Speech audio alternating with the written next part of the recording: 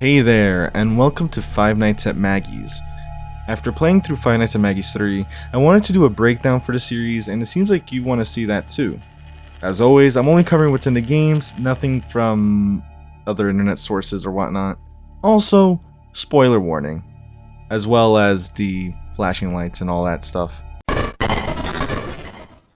Welcome to the first Five Nights at Maggie's, where our story begins at a new family pizzeria called Maggie's Magical World, opened by John McAdams.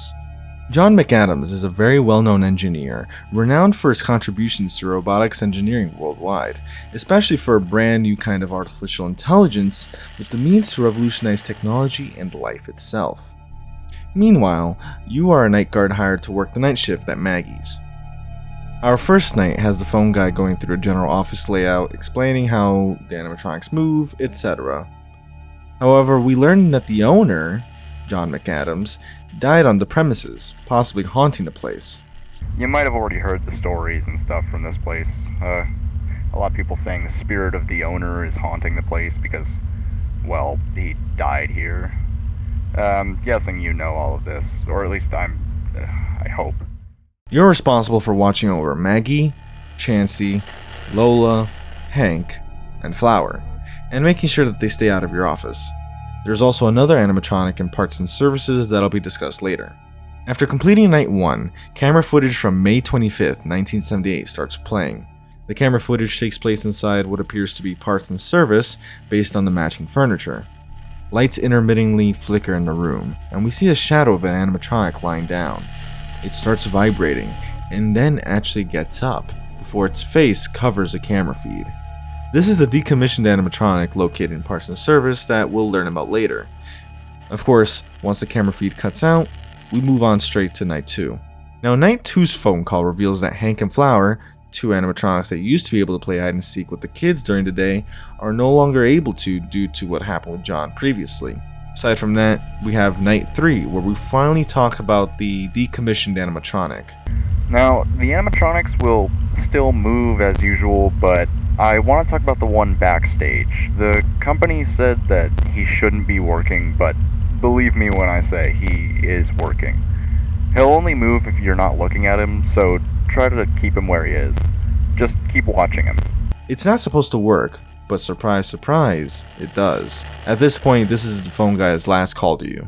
Now we get more camera footage after night 3, taking place 3 years after our first piece of footage, on June 3rd, 1981. It's the same camera feed that you see in parts and service. You hear what sounds like crying in the background.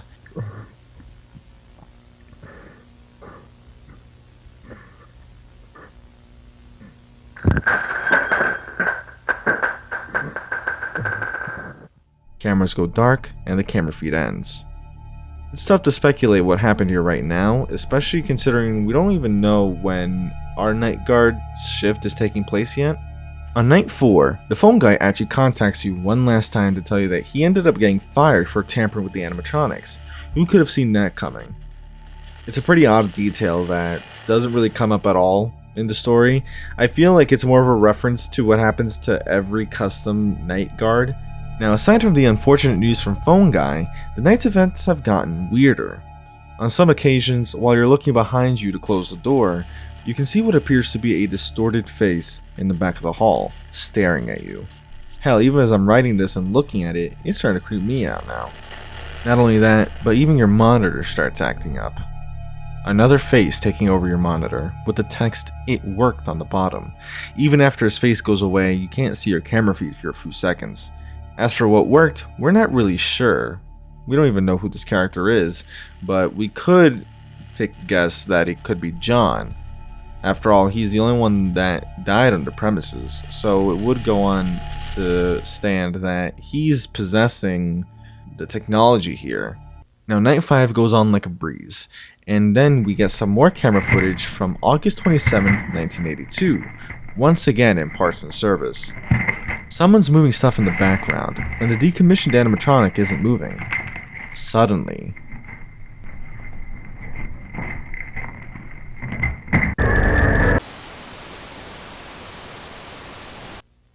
it worked, Henry. You tried to stop me and you failed. Now the experiment is complete. And all thanks to you. That leads to a paycheck for Stephen Cattle, dated the 8th of May, 1985. So now at this point in the story we learned of a new name, Henry, and whoever's talking to Henry is most likely possessing the Chansey-like animatronic. The most likely candidate for this would be John, but we don't have enough information to really confirm that. We move on to night 6, but something is wrong. None of the animatronics are moving, except for this one, the animatronic from the 1982 camera footage. He's not like the others though. He's a lot more aggressive and cunning, able to move like the others. If you manage to survive this onslaught by the suspicious animatronic, you get a newspaper clipping, which reads that the current owner of Maggie's Magical World was found dead on the 9th of May, 1985, the day after you receive your paycheck. He was shot, and the safe was cracked open in his office. You, Stephen Cattle, are the prime suspect since you were the only one in the pizzeria when Robert arrived. And just like that, you disappear. The only thing left to do is beat Custom Night, but that only leads to a pink slip for Darren Hart, who was fired 1 week prior to your hiring. So what have we learned? John McAdams, the original owner, died at the restaurant due to unknown circumstances, most likely the one who's appearing as a ghostly apparition around you, and even possibly the one possessing the Chansey-like animatronic. Someone by the name of Henry tried to stop some experiment, but he failed. The experiment was complete. We also have Robert Madden murdered in his office, with his safe ransacked, and you, Stephen Cattle, in the wind. Quite a way to kick off the story. Find them. Welcome to the John McAdams Entertainment's warehouse, where you get a comprehensive look at their different establishments over the years, along with the beloved animatronics from Maggie's Magical World. This time around, we're watching over the warehouse, not a restaurant, but your responsibilities are still the same. Work from 12 to 6 a.m. and ensure the safety of equipment and robots. Night 1 starts with your standard phone call explaining the game's mechanics, why the animatronics move, etc. One of the animatronics is in your office, since it's too old and not representative of the great John McAdams' work. Looks awfully familiar to the animatronic from the first game inside Parts and Service. Now nights 1 and 2 go off without a hitch, but on night 3, we're introduced to a character named Surdy, whose movements are a combination of Chansey's, Maggie's, Flowers, and Hank's. Our second character from the main game, the one most likely possessed by John McAdams right now, especially since in the starting minigame we saw a man's face after collecting the tape, similar to how a man's face appeared in the first game. Now night 4's events got even weirder. The phone call starts off with the phone guy sounding panicked. Oh god, there's another one. I didn't know he was here. He's the most aggressive of them all. I don't really understand his movements. I think it's some sort of a combination of all the animatronics. Oh god. Oh god, I'm so scared right now. Be careful with him. He's really fast. Just try and figure out his movement. Oh god. I don't know if I'm gonna make it. Good luck. You'll need it. There's another animatronic, one that even he wasn't aware of. He doesn't even know if he'll survive himself. We'll have to see if we get a call from him the next night. This animatronic appears as a blue bunny that is in disrepair, able to move very similarly to how Surdy moves. At this point in time, not much is known about it, not even a name. Night 5 comes, and we don't get a phone call, suggesting that phone guy died to this new animatronic.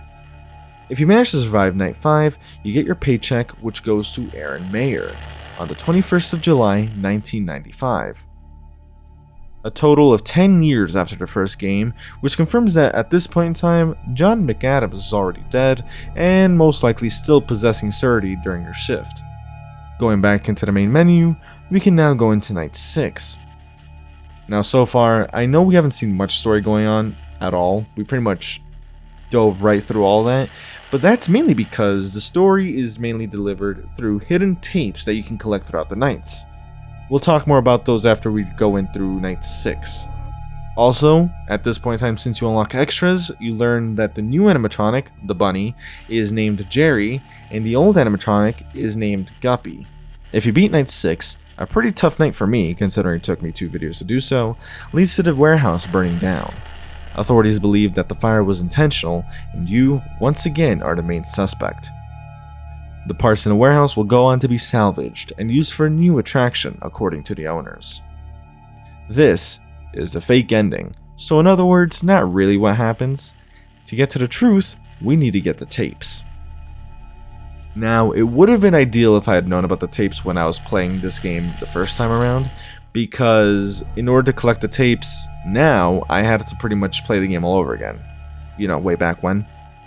Now, the tapes that you're collecting are on nights 1, 3, 5, and 6. Tape number 1. May 25th, 1975. Today marks the first day of the experiment. My name is John McAdams, and I've decided to document my progress with this experiment on tape. I'm doing this project on my own, without the help of any third-party company or the government, as they would consider the practices that I intend to use on this experiment horrific, inhumane, or immoral. I don't believe that's the case. I believe that in science, there's no such thing as an immoral action. That's why I decided to start this company and, by extension, open this restaurant, utilizing robot animatronics, so I can both fund and successfully conceal the experiment until it's completely finished. I am a man of science, and I believe that if a risk must be taken to further the pursuit of knowledge, then we must do it, even if that means sacrificing another. Some may consider me a murderer of sorts, but they simply cannot possibly fathom the magnitude of what could be achieved. So to be clear, I do not take some sick joy from conducting these acts, these experiments. I'm not a bad person. I will do anything to make this experiment work, and when it eventually does, those lives will count for more than they could have possibly achieved in life. My goal is the transfer of a human life into an artificial body, preserving memories, feelings, senses, to expand existence beyond the insignificant span of a human life. However, for a human life, a soul, if you will, to be transferred, the original body must be destroyed. One would consider animal testing to prove my theory, however. The human mind is infinitely more complex than that of the common rabbit, pig, or other test subject. A human test subject is absolutely required.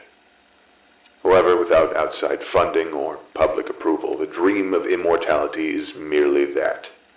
A dream, lest I can provide a human test subject. I can't just use some lowlife, some man with nothing to lose, no. The adult brain is too developed. Any attempt to transfer would result in immediate brain death. No, the only plausible solution is to transfer a human child, no more than 3 or 4 years old. And that way, when transferred to his new body, he will adapt to it almost instantly. The brain, still developing motor skills and memories, should link seamlessly with the new hardware, and believe the automaton is its own body. I can't just use some urchin off the streets, though. No. And adopting an infant orphan is implausible as well. I can't have a paper trail leading back to me if the authorities find out. I don't think they'd understand. Though with great reluctance, I've decided the first subject for this experiment will be my son, who will be born in about a week from now. I'm going to transfer him to his new body when he turns 3 years old, the age when the human brain starts recording memories. If this works, then he will be the first of the next step in human evolution. The first to cast off the shackles of flesh that bind us to this earth. This is the beginning of a new future. It's a pretty serious tape. John is essentially trying to achieve immortality by transferring the human consciousness, the soul, into an artificial body. Sounds kinda familiar. He talks about why he needed to use children for this experiment. Animals aren't an option because their minds are not as complex as the humans. Adult humans can't be used because their brains are too developed, and any transfer would simply result in brain death. That's when he decided to use children, specifically around the ages of 3 to 4 years old, in order to promote their adaptability to their new body after the mind transfer. In other words, 3 to 4 years is the prime time for children to be able to adapt to their new robotic bodies after the transfer. As if that's not bad enough, his first subject is going to be a son, who isn't even born yet, and plans to transfer his mind in 3 years' time. This experiment, transferring minds to another body, sounds an awful lot like possession, which we've already seen in the first game. If we go back to Five Nights at Maggie's, we know that the animatronic Surdy seems to be possessed due to the appearance of human-like eyes when he first appears on the cameras during the Night 5 post-shift segment. We know that John has died in this location previously, where Surdy's located. There was also mention of an experiment in the first game as well, one that Henry tried to stop, but failed. Even when Steven is working back in the first game, sometimes you'll see the face of the man with the text "It worked" on your monitor. The tape helps suggest that it was John's experiment that succeeded back in the first game, despite Henry's attempts at stopping him. John transferred his mind to another body, Surdy's body. It worked. Now I did want to mention one odd event that happened while I was collecting tapes. After Night 2, this minigame, similar to the one from the beginning of the game, starts where you look for a tape. You're told to find them. This tape leads to a jump scare by the dismantled animatronic, Guppy, according to the extras, and it seems like these minigames are a result of me collecting tapes throughout the nights. Of course, with that said, we move on to our second tape. Tape number 8. Today marks June the 3rd, 1978. The experiment failed. My son, he's in his new body, but it's not him. It's just not him. As soon as the animatronic restrictors are deactivated, he loses control of himself. I suspect the hardware just isn't advanced enough to handle the infinite complexities of the human brain. His thinking, if I can call it that, is less human and more primitive. He is territorial, to say the least, attacking anyone within his domain. He has no control over it. It seems his general thought patterns are overwhelmingly affected by emotion, namely anger, frustration, despair, and hatred. However, this is not a total failure, merely a step, a trial, a prototype. No great success lives unmarred by a history of failure. The experiment will continue no matter what. And for you, my son, you will be remembered as the first subject in this brilliant endeavor. Your sacrifice will not be in vain. You will be remembered. You will be respected. Because you were the first step in achieving the impossible. For now, you will stay stored. I have 2 more animatronics prepared for phase 2 of testing, but as the data from the prototype has shown, it's unlikely that they will be successful. For now, I'll store them away, until I can develop a new model with better technology. Something that can surpass the limits God has placed upon us. June 3rd, 1978, and what a shocker, the experiment failed. His son has no control anymore, and is mainly affected by negative emotions, especially hatred. One can only wonder why. If only he stopped there though, but he considers this event as a stepping stone. Even the death of his son hasn't stopped him.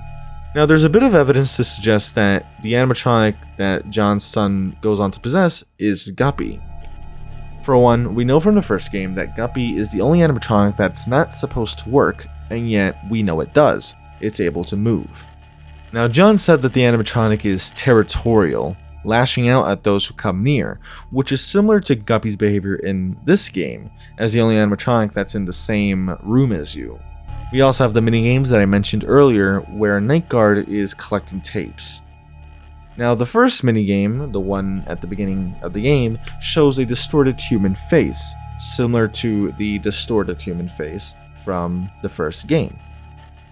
Now, this is most likely John, since we know his experiment succeeded, and if we're to believe that the tape shows, people or showing the results of the possession, right? So the first tape shows John, because he goes on to possess Surdy. If we follow that same pattern, then the second tape suggests that Guppy now goes on to be possessed. Also, the second tape is literally about John's son. There is one more piece of evidence, thanks to the phone guy, who mentions that Guppy was too old to be representative of John's work, which suggests that Guppy is even older than Maggie, the main mascot behind Maggie's Magical World. Guppy has always stood out compared to the others, and it might just be because Guppy isn't just a robot. Going onwards, Night 4 resulted in another post-shift minigame with a tape to collect, but this time, you get a jump scare from Maggie. And like clockwork, our third tape.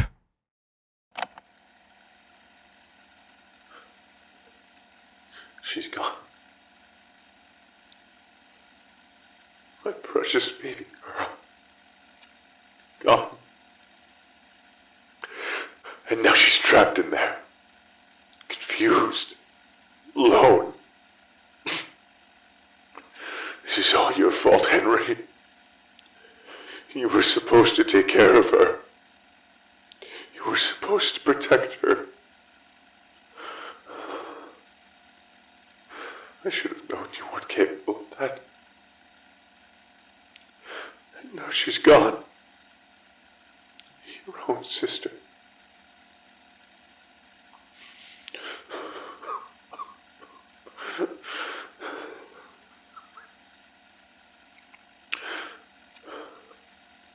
I can't give up now.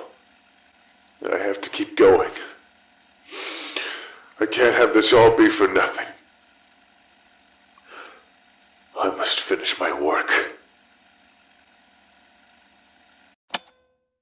Another child gone, his daughter trapped in another body.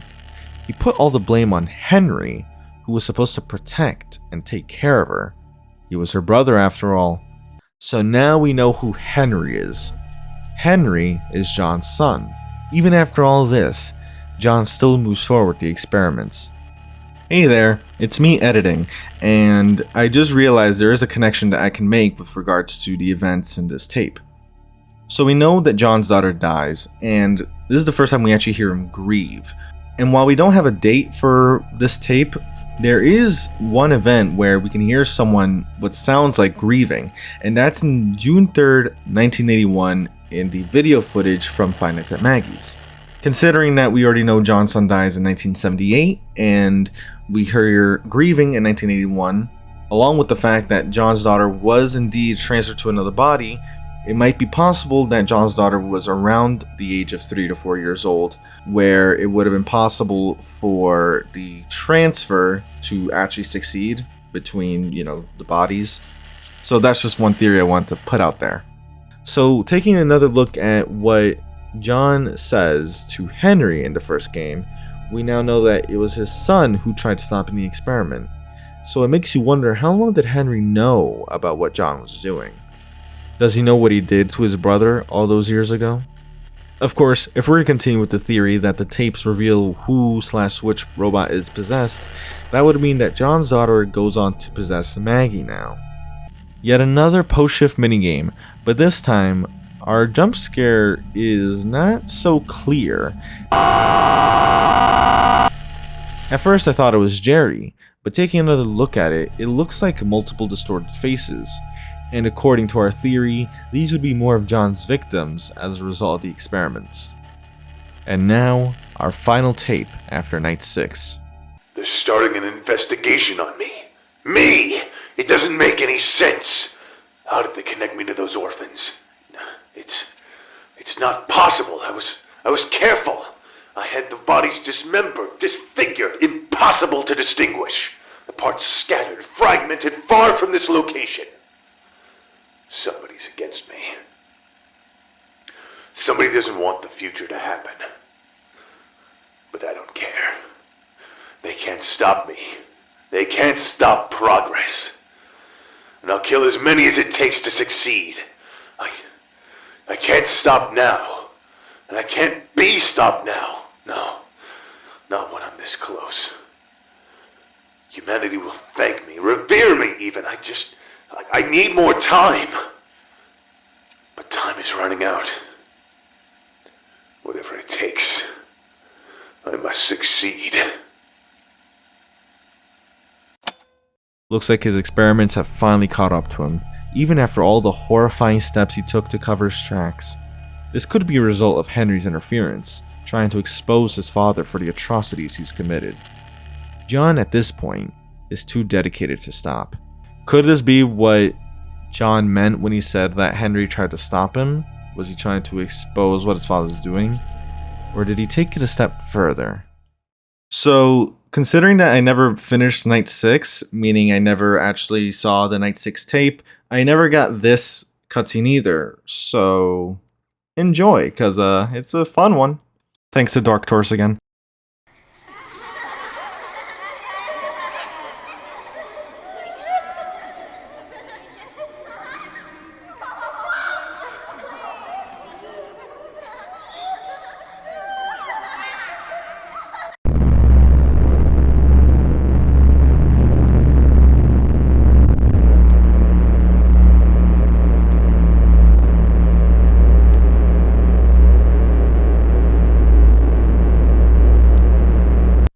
Editing me again. I get to go off script this time because I never actually wrote about this cutscene. So we see what looks like 5 children vibrating, all with the tag worthless. And I believe these children are pretty much all results of John's experiments. They were all worthless to him because the experiment never succeeded. It's hard to believe how we see John's transformation from this person who, despite how screwed up the experiment was, he genuinely believed at the beginning that he was doing this for the betterment of society, for the betterment of human life. And even when his son dies, or, he fails to really he fails to evolve, he still sees it as progress. But now, especially, with the last tape, his viewpoints have become very warped. I think that's a better way of putting it.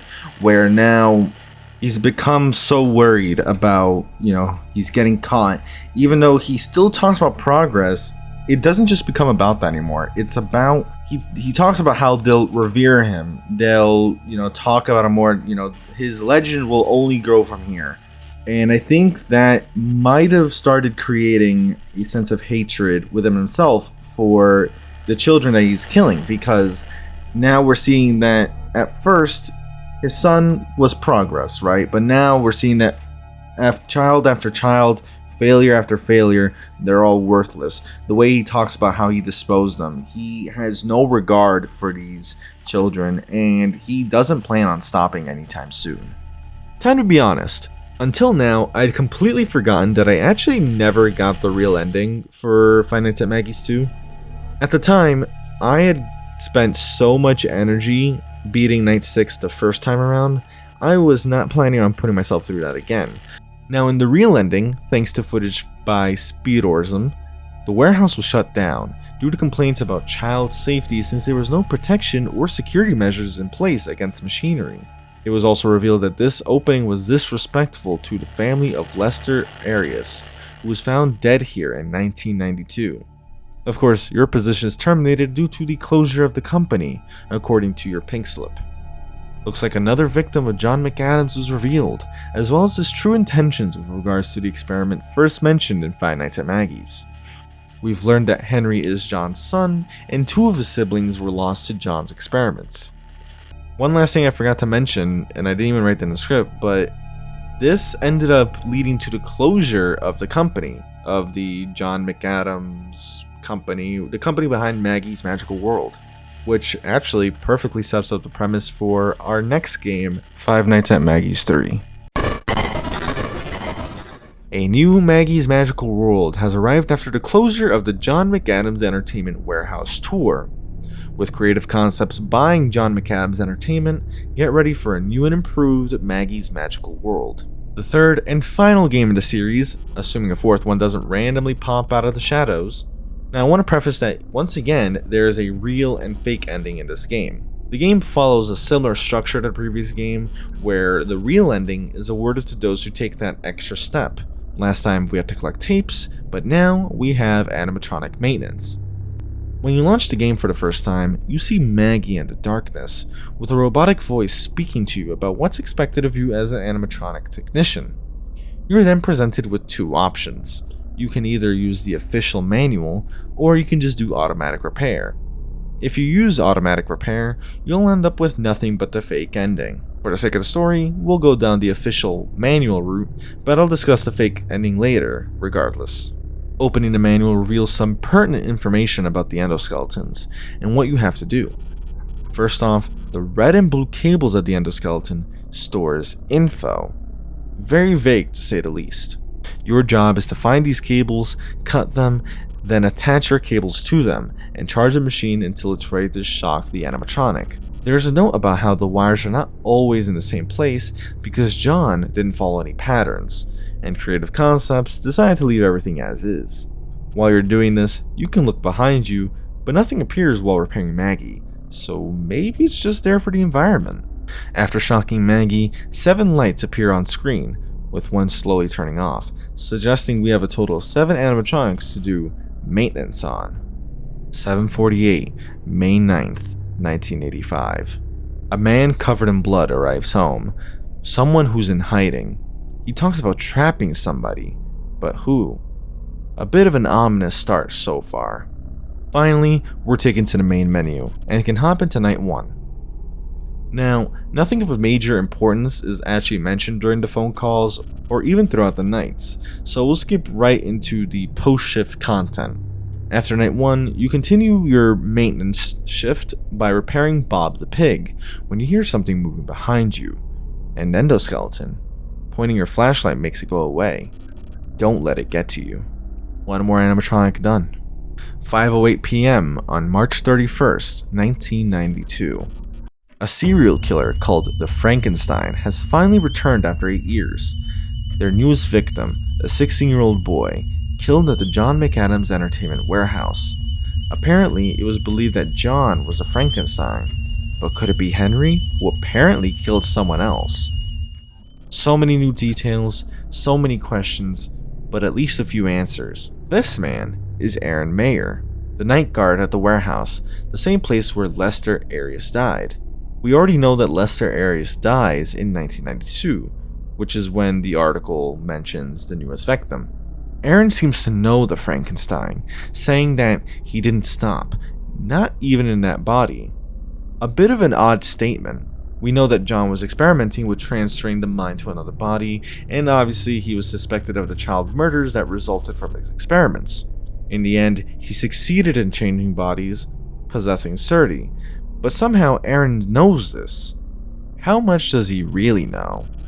Night 2, another animatronic repaired, 4 more to go. 4:13 p.m., June 2nd, 1981. So did you have fun? Yes, I had so much fun. Okay, let's go. Dad is waiting for us. Ooh, younger sister then. Wait, Henry? Can I ask you something? Wait, no, this is Henry. Yes, Stacy? What's happening? Where's my mom? Oh. All the kids in the birthday had moms, but I never had one. Why? Well, let's just say she went to heaven after you were born. Heaven? Like she can fly? Something like that, yes. But why? Well, she got a little bit sick, so she went to heaven to get some help from God.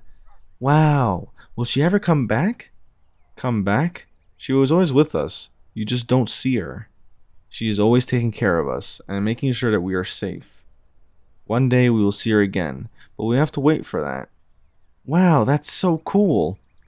Okay, now let's... Wait, oh, did she love me? Oh, good lord. Love you more than anything in the world, Stacy. She wouldn't stop holding and kissing you when you were a baby.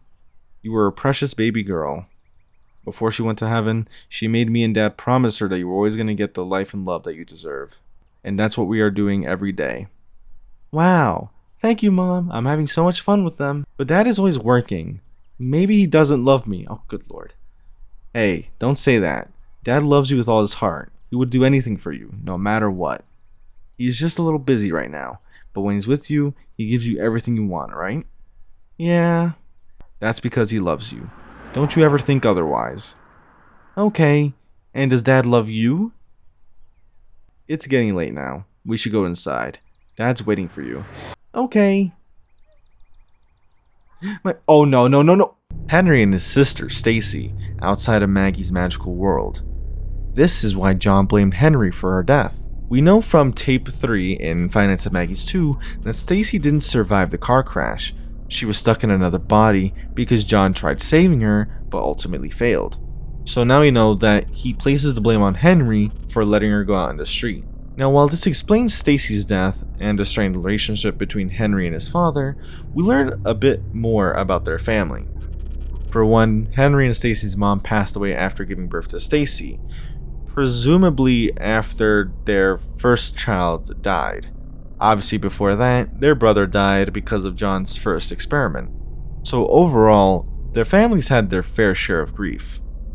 Not only that, but even before Stacy's death, Henry and John's relationship was strained since Henry avoided the question of whether John loved him. Even Stacy wasn't sure if she was loved by her parents. A rough family dynamic for sure. Night 3. Job done. 3 more to go. 2:14 a.m. June 3rd, 1981. We already knew Stacy never went to the hospital.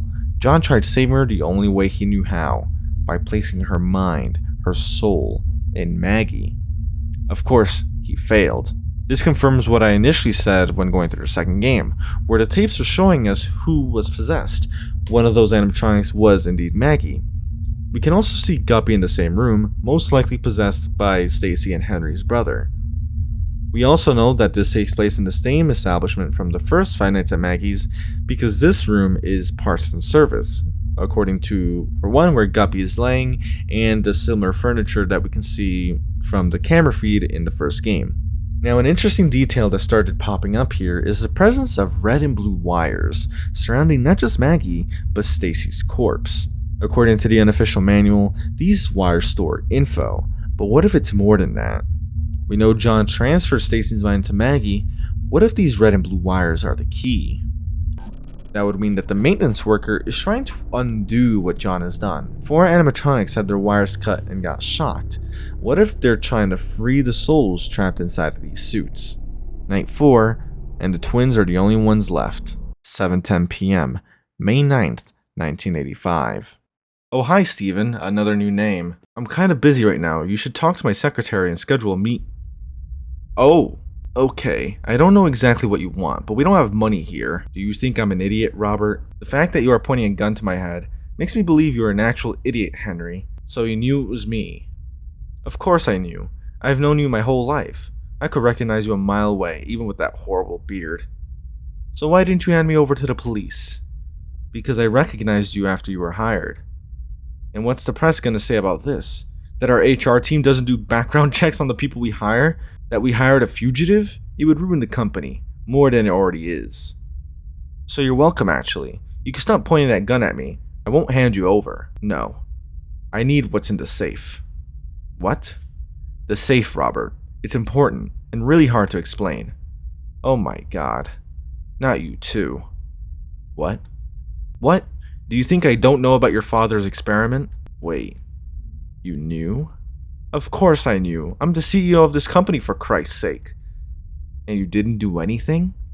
I found out after I was named CEO. But you knew all this time, and you didn't say anything? And what was I supposed to say? That our founder was a maniac who killed children for some weird dream of immortality that he had? And let this whole company go under just because of the dream of some lunatic? Oh god, you are a monster. You only care about the money. I care about the people, Henry.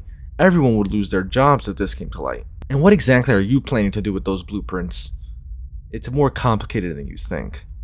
You don't understand, Robert. He actually made it work. What? The robots. They move because of that. Oh my god, Henry, listen to yourself. Those robots are just malfunctioning. Do you really think that immortality is possible? Your father was just a maniac and nothing more than that. I don't care what you believe or not. I need the blueprints. My god, Henry. Is this some I need to make my father proud sort of thing? Do you feel the need to finish his work or something like that? To make you feel less guilty about what you've done? You are just like your father told me you were. Stop talking. Oh? What? Why? Are you gonna actually shoot me? You are pathetic, Henry. Nothing more. But a pathetic, ungrateful piece of garbage. Shut up! Oh god. What have I done? It was Henry all along. The man covered in blood. Stephen. Stephen is Henry McAdams. He was the one who killed Robert in a fit of rage. Robert's death was mentioned after night 5 of the first game, where Stephen Cattle was the prime suspect as he was the only one inside the building when Robert arrived. Now we know that Stephen is Henry all along. Not only that, but Henry's a fugitive, and Robert knew about John's experiments. He knew about the child murders and didn't do anything. Henry even confirmed that John's experiments worked. Maybe not in the way he was hoping, but those robots weren't the same anymore. As for why Henry's a fugitive, we don't know what he did before this. Now, the messages in the first game make more sense now, because John was talking to Henry, but it wasn't like you were watching a discussion, you were part of it. You were talking, or you were listening to John. You tried to stop him, but realized that you failed when you saw Surdy moving around, an animatronic that never moved before. The blueprints inside the safe could be the key to stopping this. Stopping it all. Night 5. All of the animatronics have successfully been repaired. 12:13 p.m. August 26, 1982. I told you to be here by 11. It's already 12. Where the hell were you? I'm already here, ain't I? You look like a mess, and you stench of alcohol. God damn it, Henry. What am I supposed to do with you? As if you care about me. You didn't even care about Jason and Stacy. Oh. You better watch your mouth, Henry. Why? Do you feel guilty or something? Or am I wrong? You were never with them, and the last times you saw them, they died. You went with Jason to the park. Next thing we knew, he was dead. An accident. Probably because you couldn't keep an eye on him. Stacy was still alive when I brought her to you. I wouldn't be surprised that she didn't survive because you were too busy working with these stupid robots to get her to the hospital. And you were trying to put the blame on me, reminding me every day that I should have never let go of her hand. When you are really only trying to make yourself feel better for not being there for her. The last thing she asked me was if you loved her. Do you understand that? Your precious baby girl felt unloved by you. Because the only thing you care about is your stupid work. Which is not even going well. Since people don't want to be near the restaurant that has police investigating it 24/7. You failed at your job. You failed at your kids. And the only reason you're always mad at me is because you need someone to blame for all your failures. When in reality, you are a failure. Now listen to me, you ungrateful piece of garbage. You have no idea of the things that I've sacrificed to get where I am right now. Do you really think I want to do that to your brother and sister? I had no option if I wanted this whole thing to work out. And I used them because I loved them. They were gonna do great things. They were the next step in greatness. And now they are gone. I won't stop until my work is finished. And neither the police or you will ever stop me. What did you do to them? You are too drunk to talk about this right now. Get out of my sight. Now.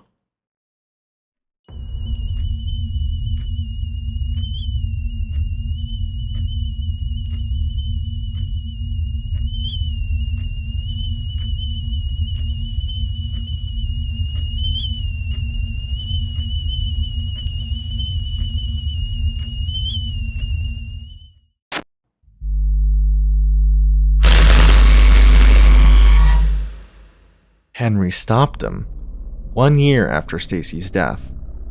He's a fugitive because he killed his father.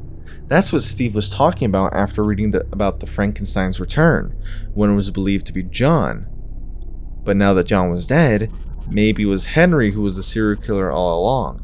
In truth, Henry didn't stop him, he ended up helping John accomplish his final goal. Once again, the red and blue wires.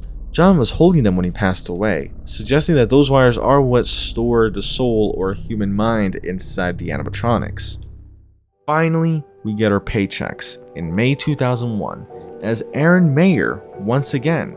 Aaron returned to Maggie's establishment not only as a night guard, but as the animatronic repairman 1 week after his night guard shift.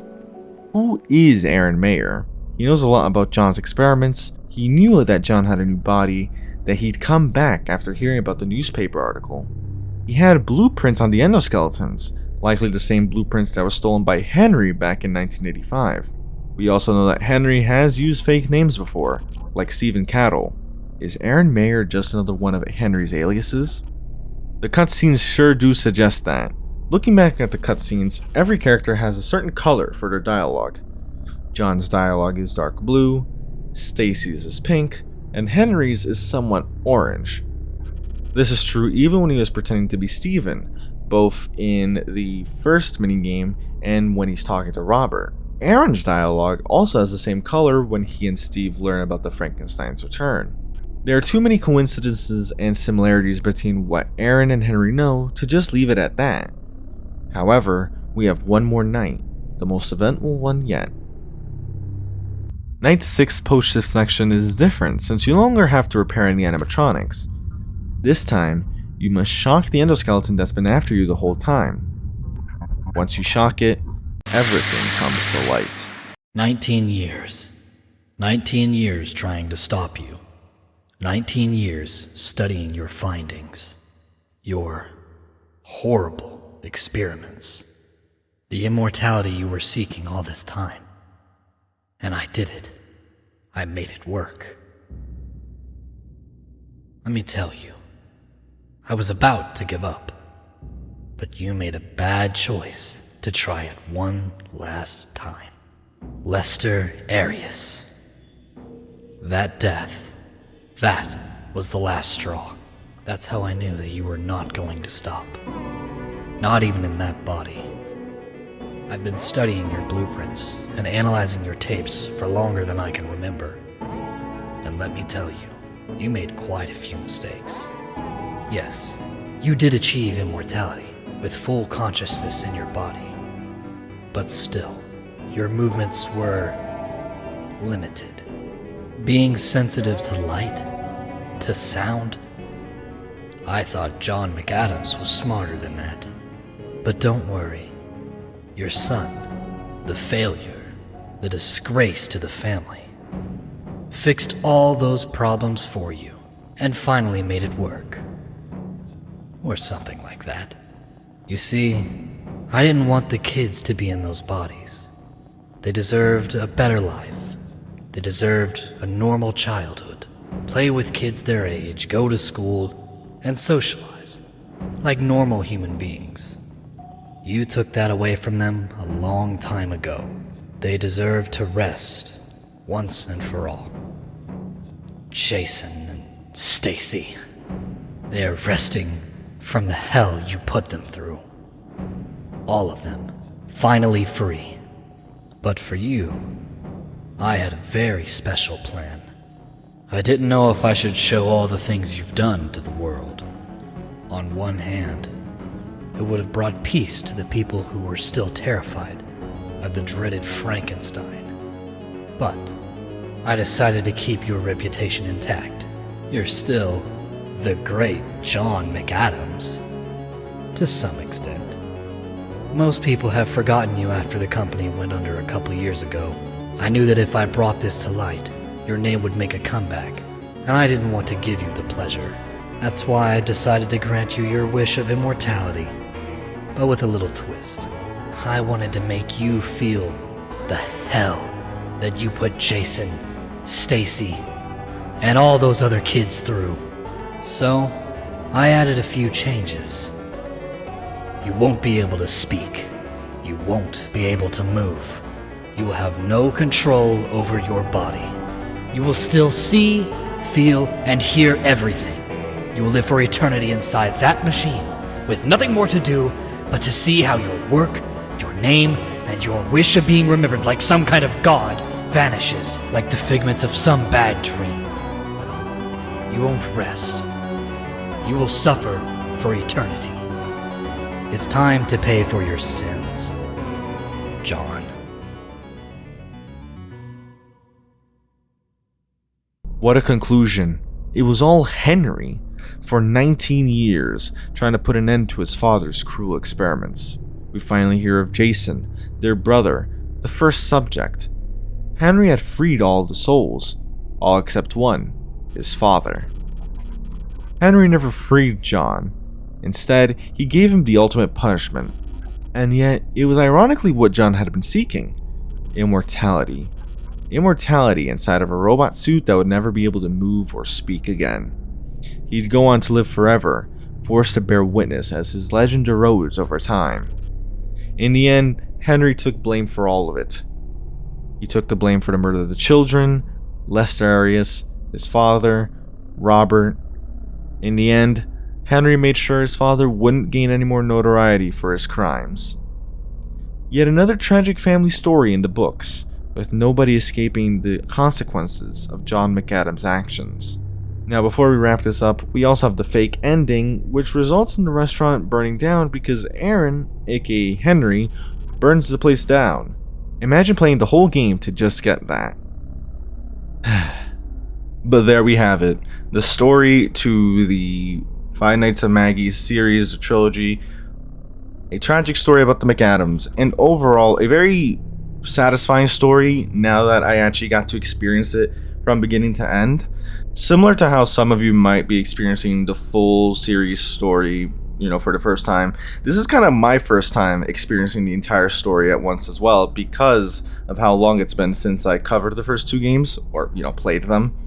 A lot of the details in Five Nights at Maggie's 3 really connect the pieces with the other two games, and when I first played Five Nights at Maggie's 3 earlier this week, I didn't catch those details, like the name of Aaron, Lester Arias. It was really satisfying to be able to connect those pieces together and finally see what is a well-crafted, connected story. And I really enjoyed that. I think that's part of the reason why I enjoy doing these story breakdowns, is because, you get to pretty much take the story and you have it break apart into all these pieces that, fit together, some more than others in some cases, depending on how the story is told, obviously. But at the very least for this game, right, the story really, it doesn't leave many questions to be answered, really. In fact, I can't think of any questions that I have lingering after covering the whole story. Thank you to those that commented about seeing a story breakdown of this, even though I already said I was going to. It helped give a motivation boost to do this, and it ended up, I ended up doing this a lot more quicker. I didn't really make any mistakes for the most part. There were some parts that I thought I would redo, and there are other parts like the dialogue and the cutscenes that I ended up redoing while editing because I wanted to put more feeling into it, I guess. And so with that said, I hope you did enjoy. If you did, leave a like, subscribe, all that good stuff. Let me know you're enjoying the content and want to see more of it. Great job to Manuel and everyone else who worked on the 3 games. And with that said, I'll see you on another video. Take care.